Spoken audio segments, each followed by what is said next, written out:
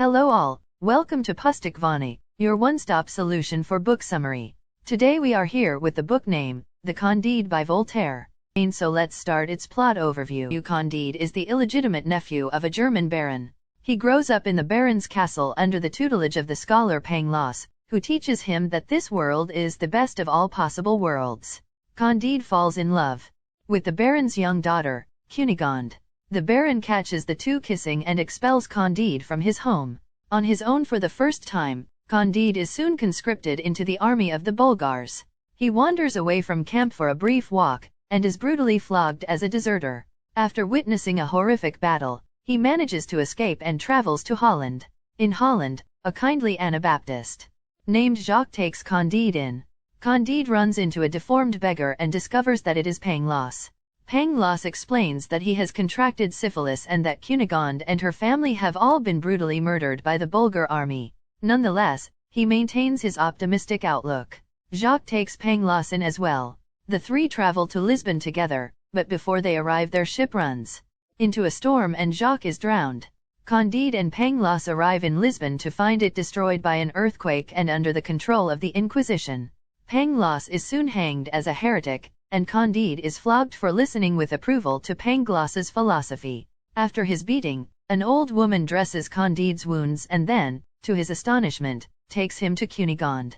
Cunegonde explains that though the Bulgars killed the rest of her family, she was merely raped and then captured by a captain, who sold her to a Jew named Don Isacher. At present, she is a sex slave jointly owned by Don Isacher and the Grand Inquisitor of Lisbon. Each of Cunegonde's two owners arrive in turn as she and Candide are talking, and Candide kills them both. Terrified, Candide, the old woman, and Cunegonde flee and board a ship bound for South America. During their journey, the old woman relates her own story. She was born the Pope's daughter but has suffered a litany of misfortunes that include rape, enslavement, and cannibalism. Candide and Cunegonde plan to marry, but as soon as they arrive in Buenos Aires, the governor, Don Fernando, proposes to Cunegonde. Thinking of her own financial welfare, she accepts. Authorities looking for the murderer of the Grand Inquisitor arrive from Portugal in pursuit of Candide.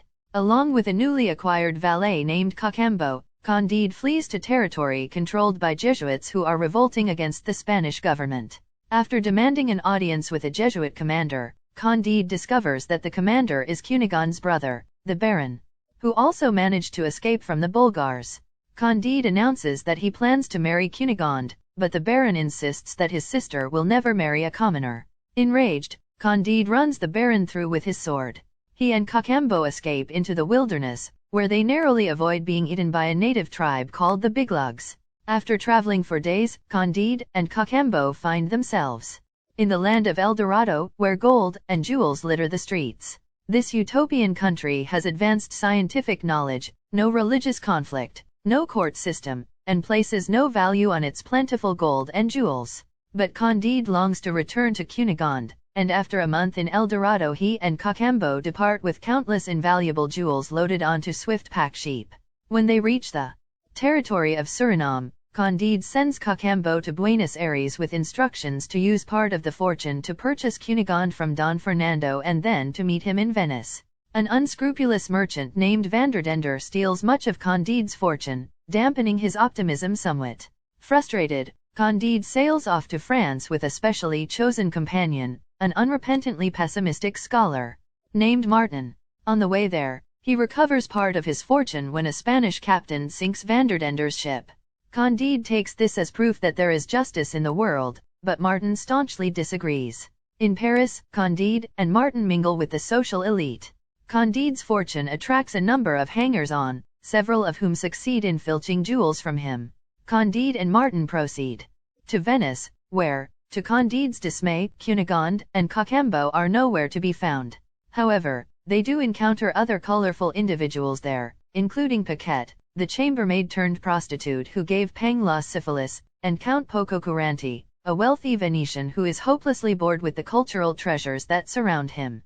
Eventually, Cacambo, now a slave of a deposed Turkish monarch, surfaces. He explains that Cunegonde is in Constantinople, having herself been enslaved along with the old woman. Martin, Cacambo, and Candide depart for Turkey, where Candide purchases Cacambo's freedom. Candide discovers Pangloss and the Baron in a Turkish chain gang.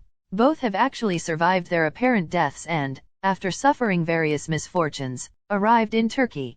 Despite everything, Pangloss remains an optimist. An overjoyed Candide purchases their freedom, and he and his growing retinue go on to find Cunegonde and the old woman. Cunegonde has grown ugly since Candide last saw her, but he purchases her freedom anyway. He also buys the old woman's freedom and purchases a farm outside of Constantinople. He keeps his long-standing promise to marry Cunegonde, but only after being forced to send the Baron, who still cannot abide his sister marrying a commoner, back to the chain gang. Candide, Cunegonde, Cacambo, Pangloss, and the old woman settle into a comfortable life on the farm but soon find themselves growing bored and quarrelsome. Finally, Candide encounters a farmer who lives a simple life, works hard, and avoids vice and leisure. Inspired, Candide and his friends take to cultivating a garden in earnest. All their time and energy goes into the work, and none is left over for philosophical speculation. At last everyone is fulfilled and happy.